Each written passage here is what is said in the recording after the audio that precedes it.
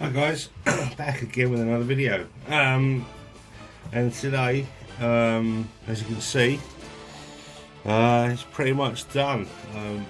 Built, put together. I've only just given it a top coat, a clear coat, with some pledge wax because I run out of the Vallejo stuff. The Vallejo stuff is actually pretty good.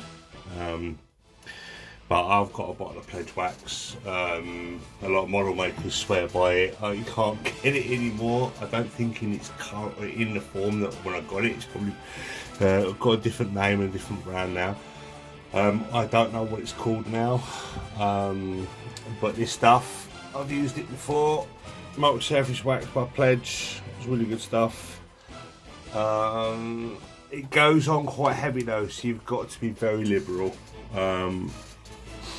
And PSI in your airbrush and so on. You can brush it on if you want, can cause bubbles, but bubbles sort of self-level out, so you can use a brush if you want to.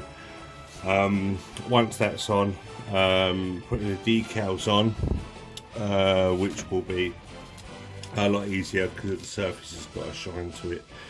Although you can just put micro set on the piece, put the decal on, and the micro set will help it slide into position. But I got these from Dio model decals, I think. Let's have a look. I'll throw the packaging away now. DL model decals from Japan, really good. They've got you covered when there's some decals that you want for the 1/44 scale models. I've used them before, so they're actually pretty good. So I'll be using them, but for the time being, I'm not going to be doing them today because I'm allowing the lacquer to fully dry, fully cure. I mean, it is, you can pick it up, but it's, you know, you don't want to be pressing too hard because of fingerprints and stuff like that. You've got to give it a good, once you put on a good couple of coats, let it dry, don't touch it like I'm doing. And just let it go off. You can buff it afterwards, get a cloth, buff it down, or even a really fine sanding stick. You can buff the lacquer down and bring it up.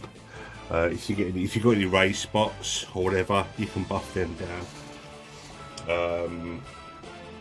I don't know how to remove the lacquer per se without putting it in, say, some water, some warm water, a cloth, and just giving it a wipe. I don't know whether that removes it. But like I say, once it's on, it's on. Just let it do its thing. Once the decals are on, you can then go on with another top coat if you wish, to really seal them in, lock them down. Before you do any weathering, if you choose to do any weathering. I mean, I'm still thinking about gunking it up once all the decals are on. It's been given another clear coat, getting some Payne's grey or some other type of oil, smashing it all over the pieces, leaving it a couple of hours and then wiping it off. And what it does is it will highlight all the recesses and the bits and pieces where panel lining just doesn't really do well. Whereas you've got some pieces like there, the panel lining works really well, and then on here, like I've done that, and it just looks like crap. So what I'm going to do is I'm going to just smash a load of oil over it and wipe it all off, and it will do a load of low lights and whatnot, and it will tone down the model. It will stain it, if you like, but what it'll do is it will hide a lot of my mistakes, and at the same time just bring it to life. And then once that's dried over half a week, or I might even leave it a little bit more, I can then start doing maybe some chipping and whatnot. Because this guy's going to have gone through the wars.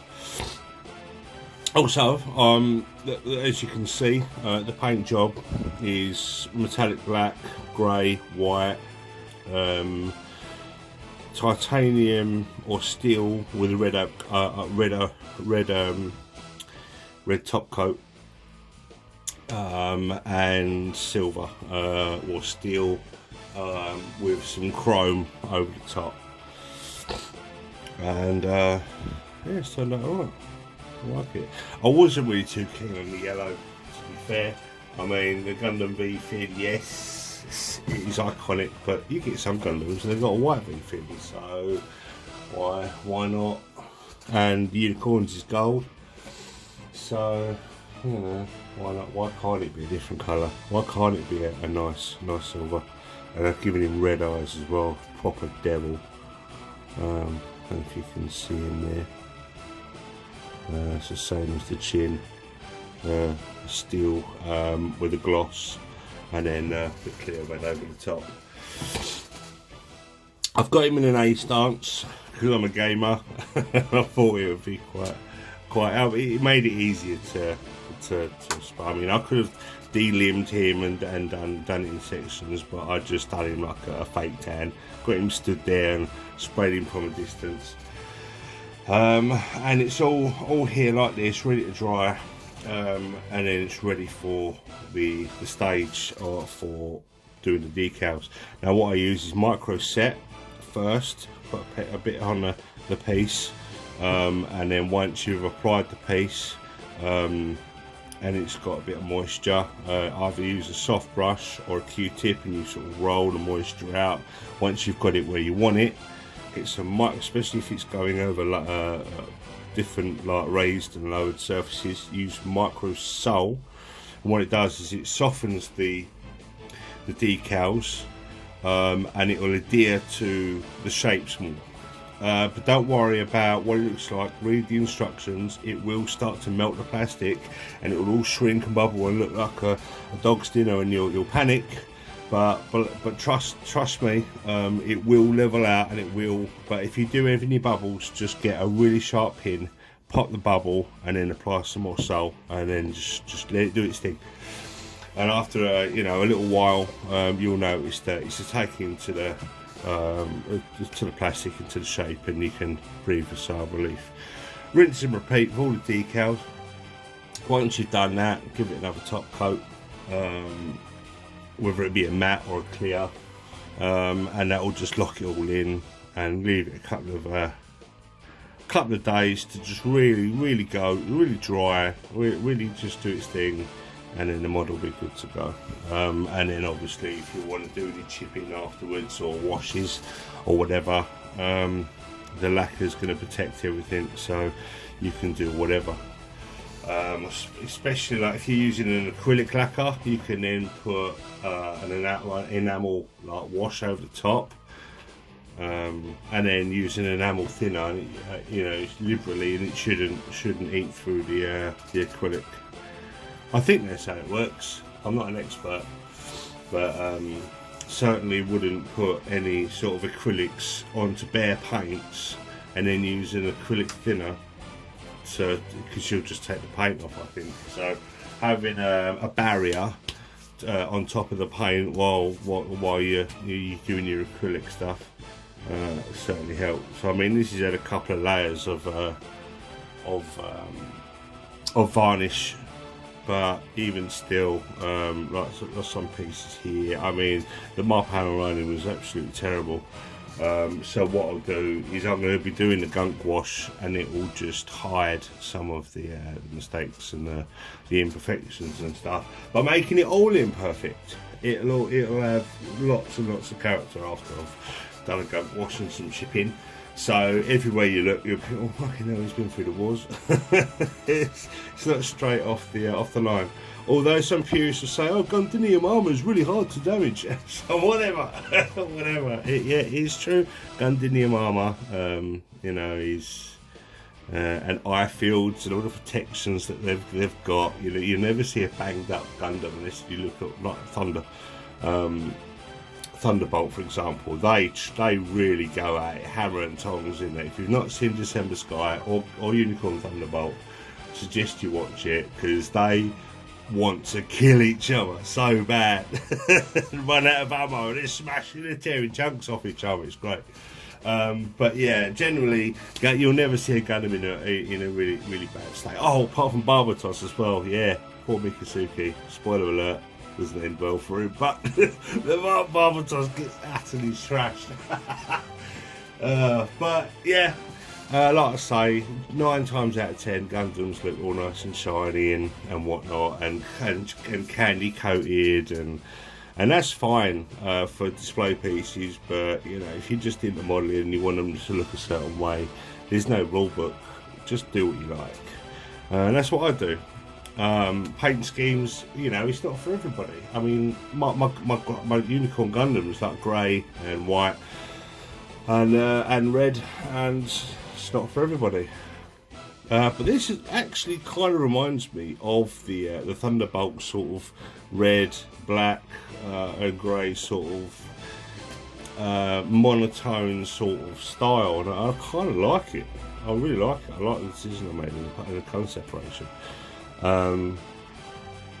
So yeah, part of the back for me. So that's another update, but there's obviously more progress, because sometimes, you know, if I'm just saying, oh, I'm doing this and there's nothing to show for it, it can be a little bit boring. But the next video I do, hopefully the decals will be on. I won't be doing a video of me doing it, because it is boring, it's time consuming. I'd rather be concentrating on actually doing it rather than filming and making sure everything's in shot.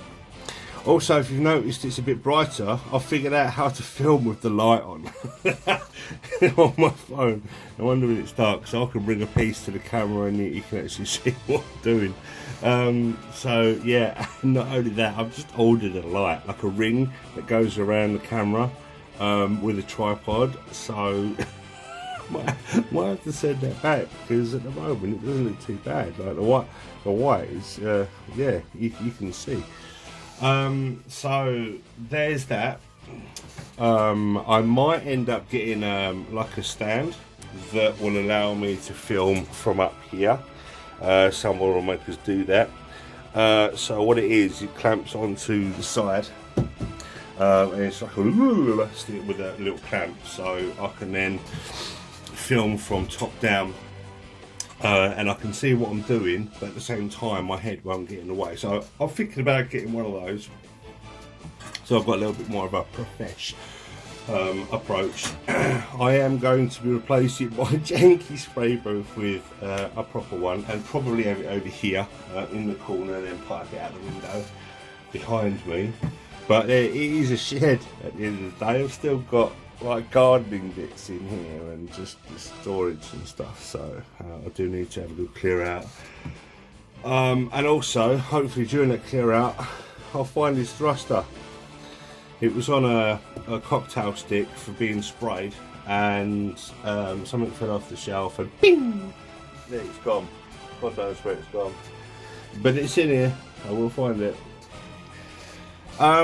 So yeah, there we go. It's not, like I say, it's not complete yet. It's about 9/10 of the way, and then once this is put to bed, I can start on the Sazabi, which I'm really looking forward to. I'm still undecided what colour I want to do there. I mean, it's a Gundam. I think he used like nine shades of red on his video. You watch his video, man.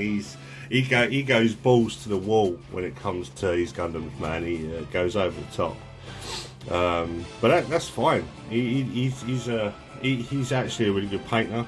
He puts a lot of passion into it, because, as he says in his videos, there's a lot of Gundam videos out there, but with no real personality. It's a bit narcissistic for him to say that, but I agree with him.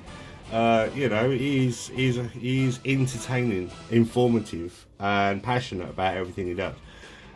So definitely look up It's a Gundam if you haven't already. He's one of us, man. So yeah, happy days. Anyway, I've kept you long enough. As you can see, it's work in progress, and there is a progress in the work.